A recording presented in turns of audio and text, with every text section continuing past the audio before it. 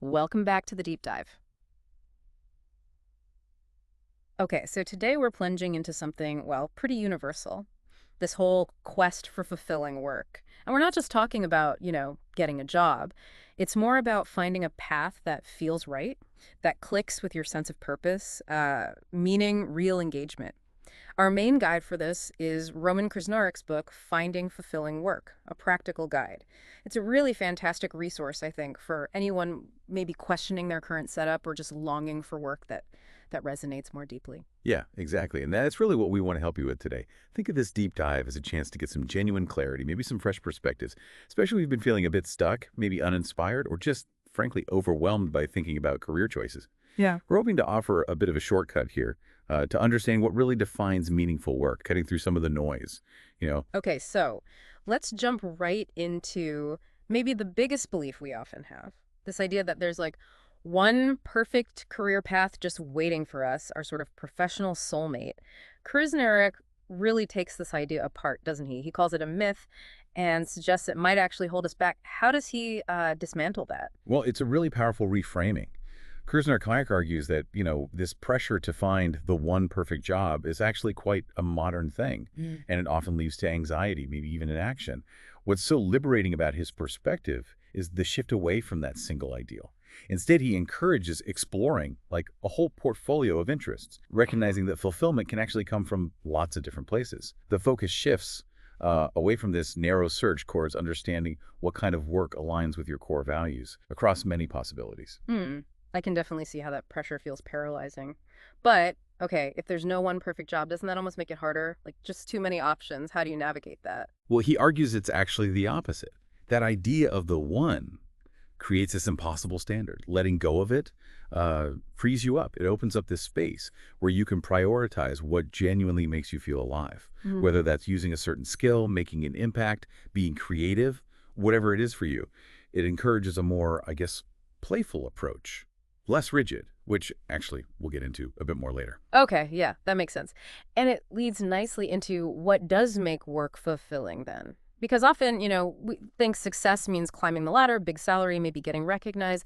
But Krznaric really pushes back on that. He says it's not just about the fame or the money when we talk about work that, really feeds the soul. What's he getting at there? Yeah, he emphasizes doing something that feels significant to you personally.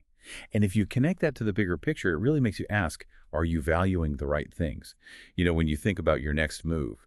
His research points to things like meaning, a sense of freedom, having a real purpose. Yeah. These often matter more than just the salary for long-term satisfaction. It's not about like rejecting money entirely, obviously, but making sure it doesn't totally overshadow what actually nourishes you. Right. But let's be real, isn't it tough to prioritize meaning or purpose when, the bills need paying? How does he suggest balancing that practical need with this maybe less tangible search for significance? Oh, absolutely. He's very realistic about that. He's not saying ditch financial responsibility, not at all. Instead, he talks about things like a portfolio career, Hmm. maybe finding fulfillment in a kind of mosaic way, where different parts of your life, maybe different work roles, or even side projects all contribute to that overall sense of purpose. Sometimes, pursuing meaning starts small, a passion project on the side, maybe some volunteering, and that experience then informs bigger decisions down the line. Okay, which brings us to a really practical point. If we're not just waiting for this magic perfect job or only chasing the paycheck, how do we actually find out what might make us happy? Krznaric has a strong take on this. Clarity comes from doing, not just endless thinking. It's about experimenting, not overthinking. Exactly. And this raises that important question. What small experiment could you maybe try this week? He really champions this idea of running mini missions. Mm. He gives some great examples, like dedicating just a few hours a week to a side project you're curious about, or volunteering in a totally different field, or even just spending an afternoon shadowing someone whose job seems interesting. These are like low-stakes ways to test the waters. You get real-world feedback, emotional insight before you even think about making a huge change. That sounds super practical, but I wonder, is there a risk these small experiments just end up feeling like, putting things off, procrastinating if you don't have a clear end goal? That's a fair point. But he frames it more like being a scientist about your own life. You're not procrastinating. You're actively testing hypotheses. You're gathering data. What energizes you? What drains you? What kinds of problems do you actually enjoy solving? The goal isn't necessarily immediate commitment, it's gaining clarity. And doing things, hands-on exploration, it really cuts down that feeling of overwhelm you get just sitting and thinking about it. It builds confidence through, well, actual experience. It's interesting, too, when you think about how much pressure we put on ourselves now to find this perfect fit. Mm. Krznaric points out something kind of wild. This whole idea of work being about self-fulfillment is relatively new historically. Mm. Can you expand on that a bit? Because we sort of take it for granted, don't we? Yeah. We really do. For, most of human history, work was primarily about survival, contributing to your community, putting food on the table. It wasn't necessarily about personal passion or self-expression in the way we think of it now. What's fascinating here is realizing how much our cultural context shapes our expectations about work. Understanding that history can be, well, pretty liberating.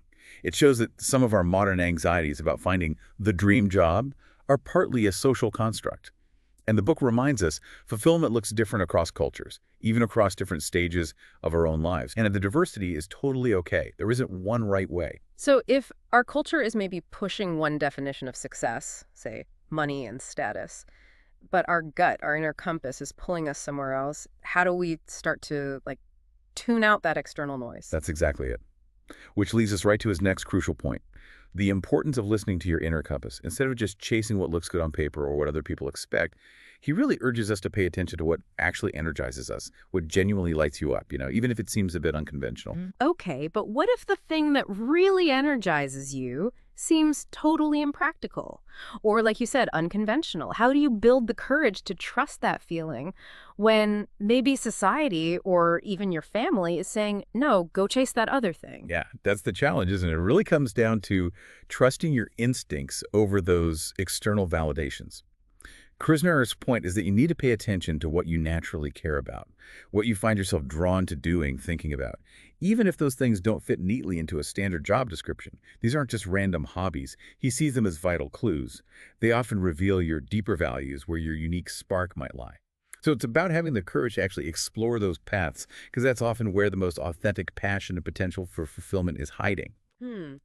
It really sounds like a journey then, doesn't it? A journey of self-discovery, and maybe not always a straight line. Redefining success on your own terms. So, as we start to wrap this up, let's quickly recap some of those big ideas we've explored.